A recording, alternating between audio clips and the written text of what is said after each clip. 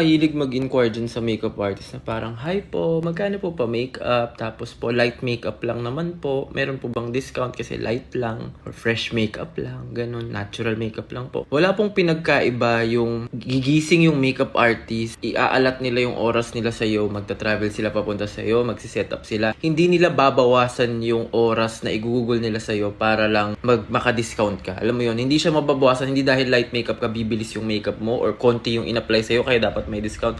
Hindi siya ganun. You are paying for the talent and the time of the makeup artist. So, kailangan nyo pong bayaran yung oras niya. Ako, I really charge based on my time right now kasi you're occupying my day. Imbis na itong araw na to ay nakadedicate para sa sarili ko, for my fitness, for my goals, for my family, for a trip. Pero dahil ibibigay sa'yo yung oras ko, you have to pay for that. Hindi po yun sa dami ng makeup na ilalagay sa mukha mo.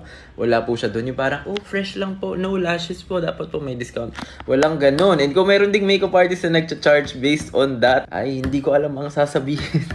Na mas mura yung light makeup, mas mura yung ganito, mas mura yung whatever, or may extra charge sa pilik mata, may extra charge sa contact lens. Guys, ibang usapan yun. Pero yun yung sinasabi ko, hindi porket light makeup po yung papalagay nyo ay makaka-discount po kayo. Kailangan nyo pong bayaran yung time and effort ng tao. Yun po ang basis, I think, ng presyo.